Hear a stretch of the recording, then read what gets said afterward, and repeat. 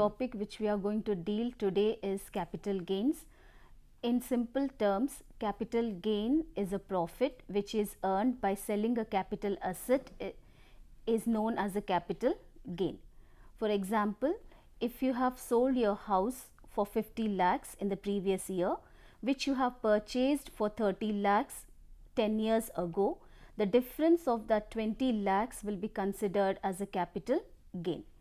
Coming to the proper textbook definition of a capital gain, section 45 subsection 1 says any profit or a gain arising from the transfer of a capital asset shall be chargeable under the head capital gain in the previous year in which it took place. Now let us see what are the conditions say that it is a capital gain. The first and the foremost condition, the assessee must be the owner of the asset, that is, he must be holding the capital asset, then only the gain arising from the sale of that asset will be considered as a capital gain.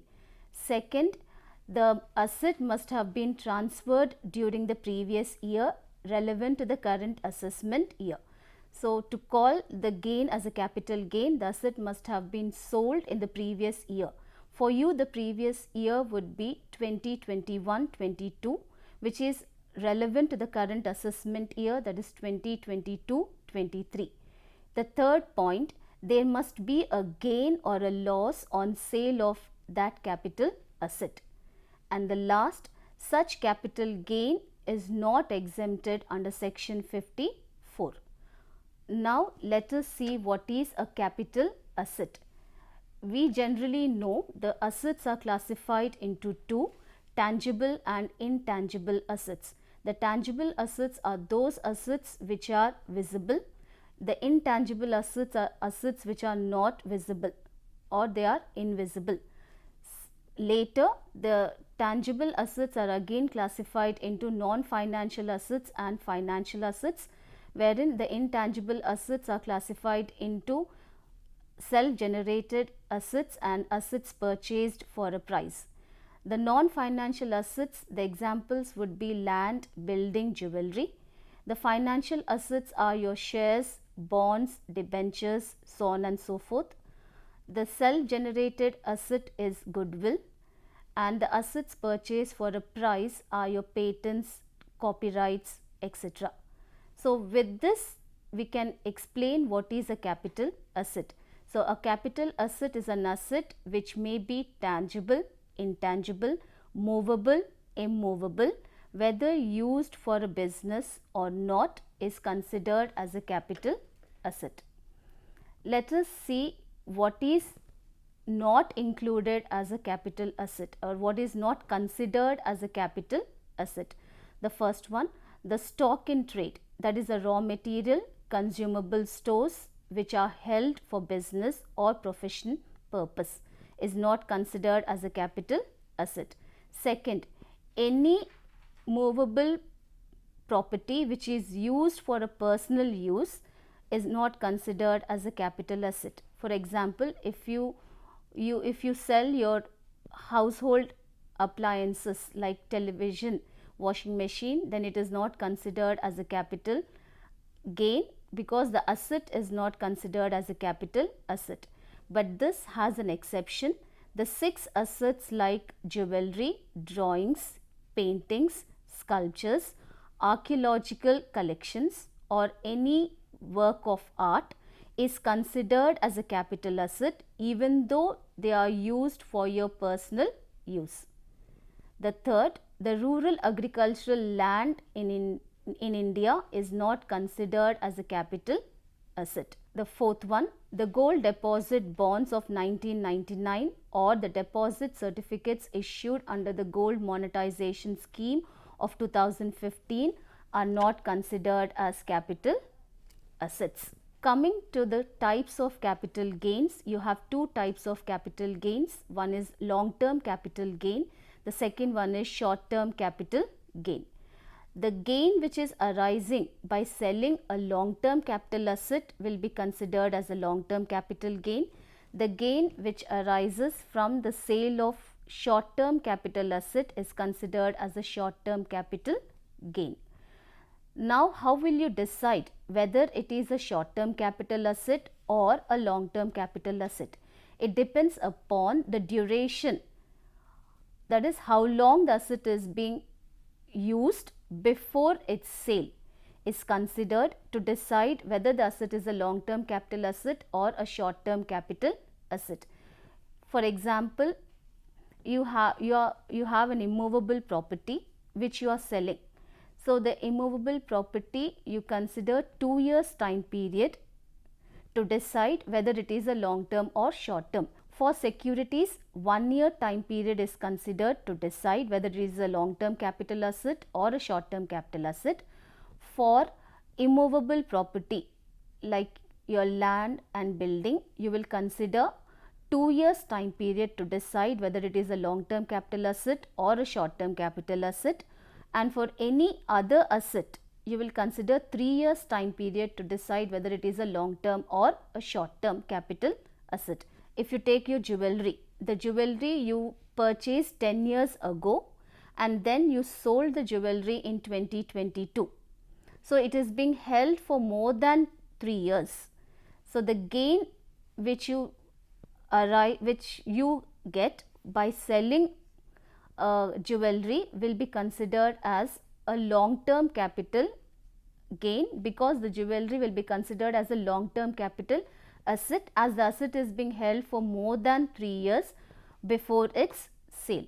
So based on the duration or how long the asset is being held before its sale will be considered to decide whether the asset is a short-term or a long-term capital asset. Coming to the format, how the long term and the short term capital gain is being decided. You have a pro forma.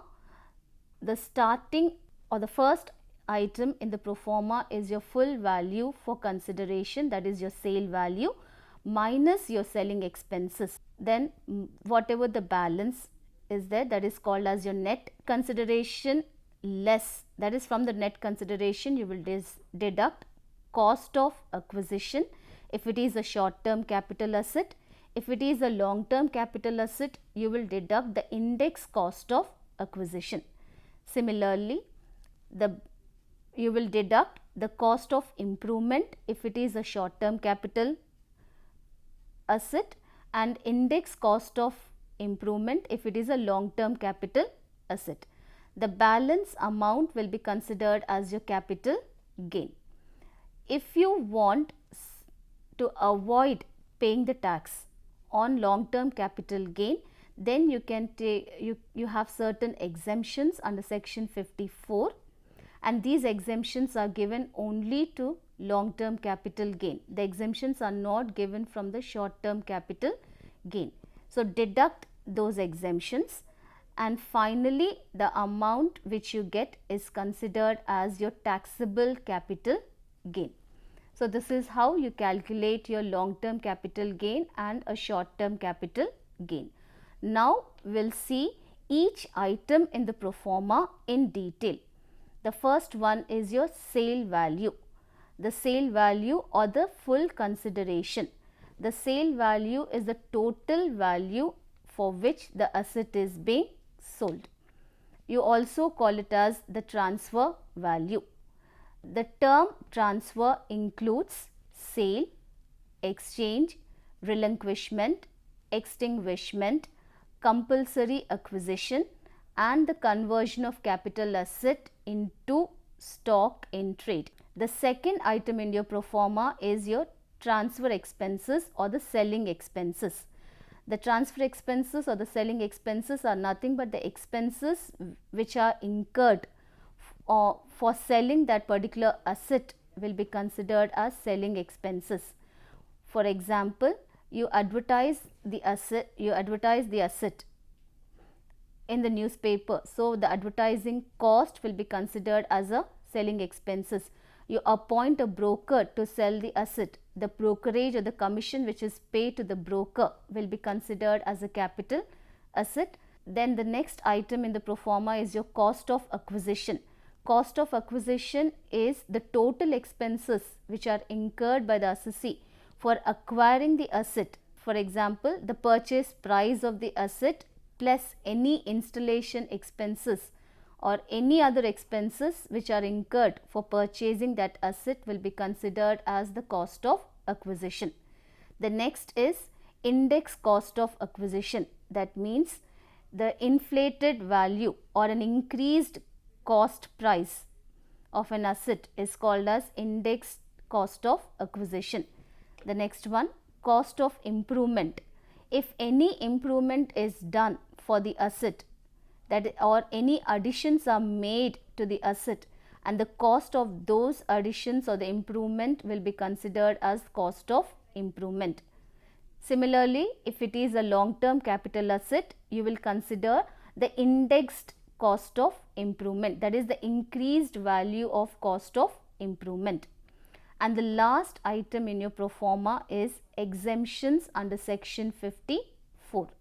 There are certain conditions which have to be fulfilled to avail these exemptions.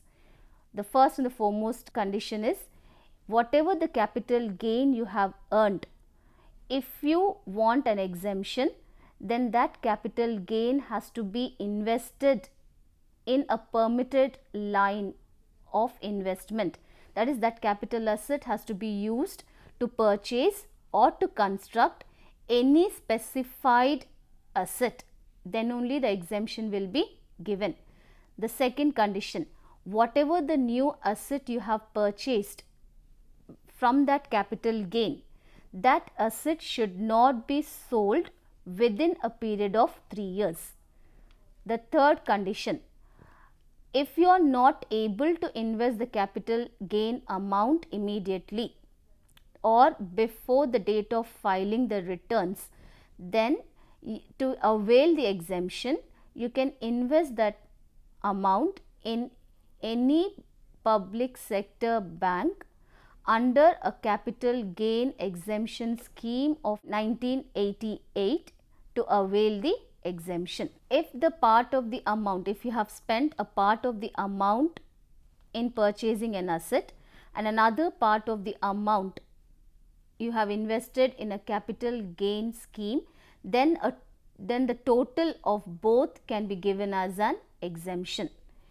The last one, if you sell a newly purchased asset within a period of 3 years, then whatever the exemption was availed earlier would be cancelled and the same would be deducted from the cost of acquisition of the new asset for calculating the capital gain on newly purchased asset. I'll explain these conditions with a small example. For example, you earned a capital gain of 10 lakhs and you want to get an exemption under section 54, then this 10 lakhs has to be utilized to purchase or to construct any specified asset. Then the exemption would be given.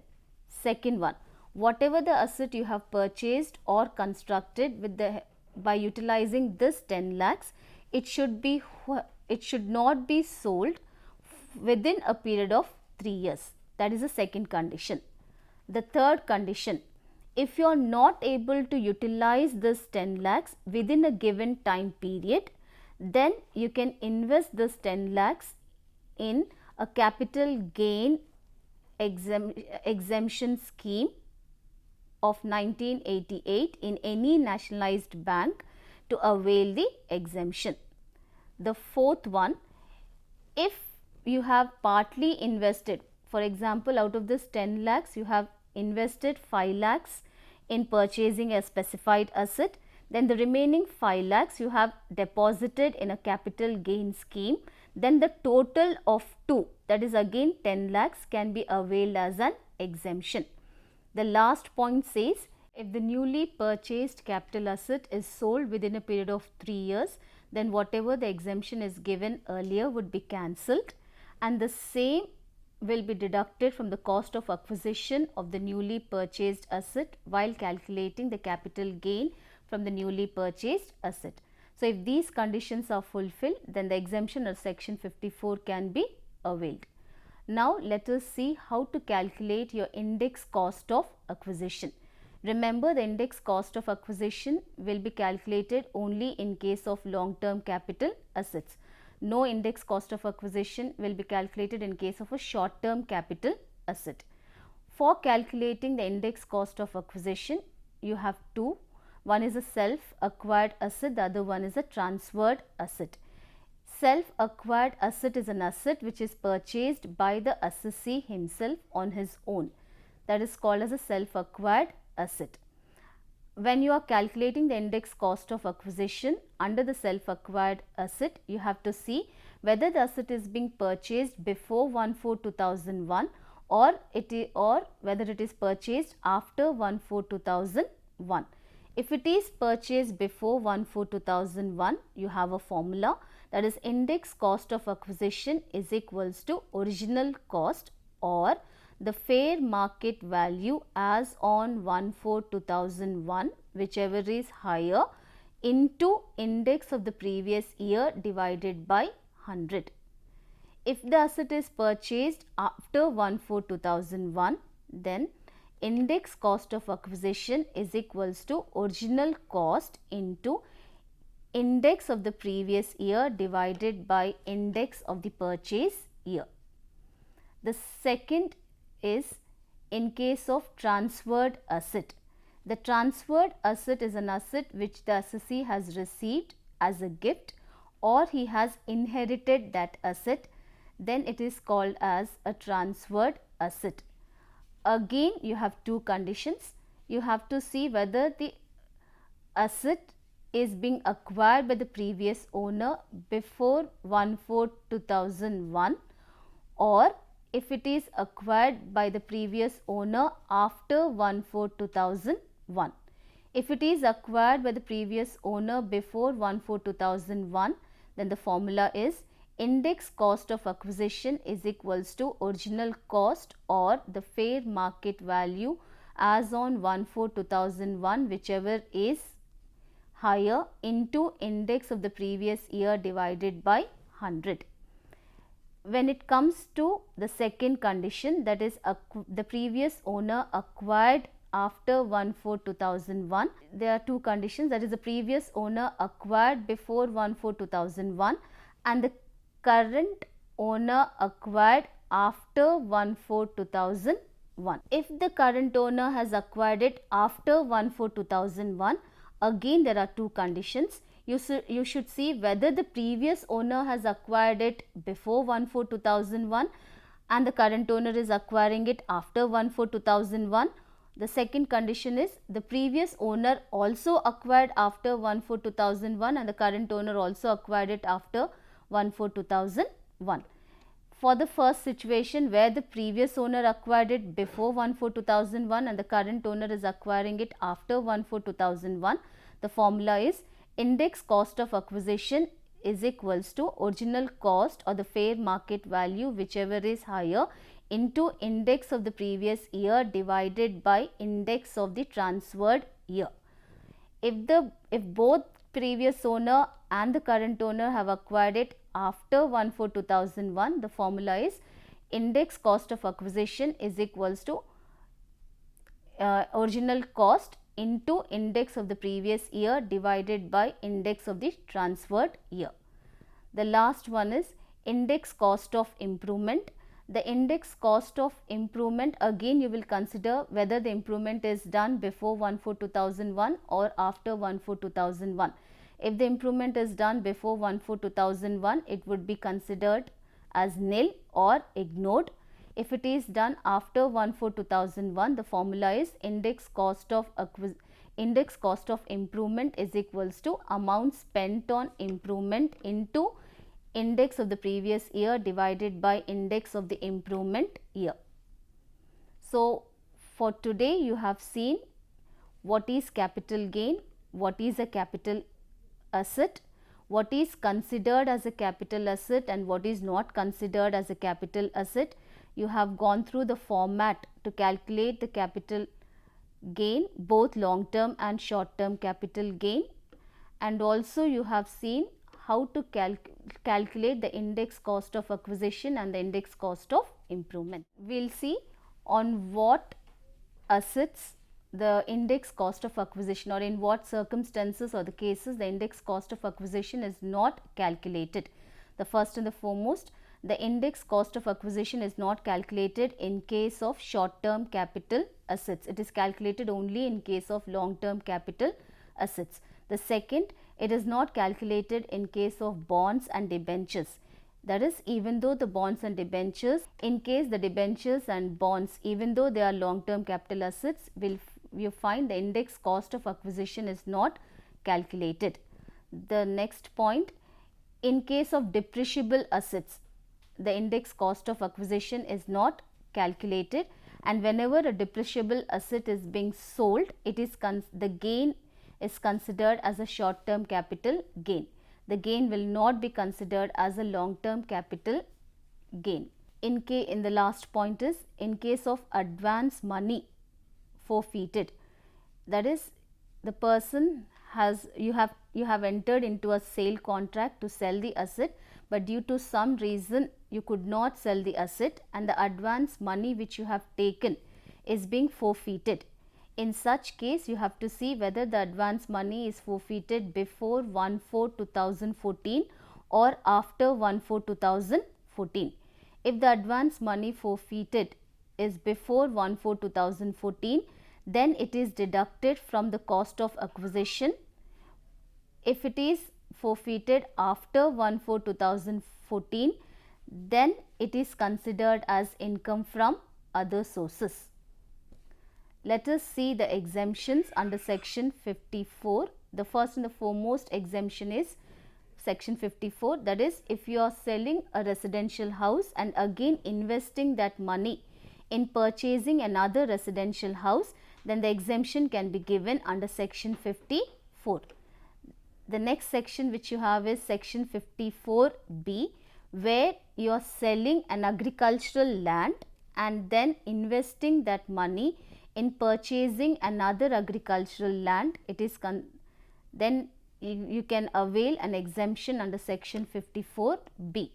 Then you have 54EC, where you are selling any long term capital asset and investing it in bonds of National Highway Authority or the bonds of rural electrification.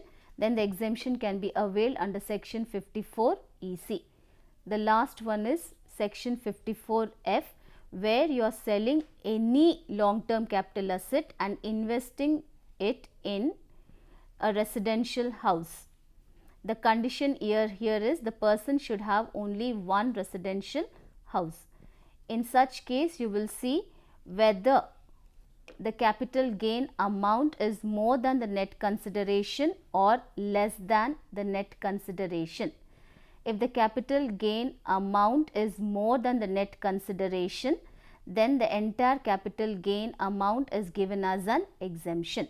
Exemption under section 54 says that if you are selling any capital asset and whatever the gain you earned, if you are investing it in purchasing another residential house, then the exemption under section 54F can be availed.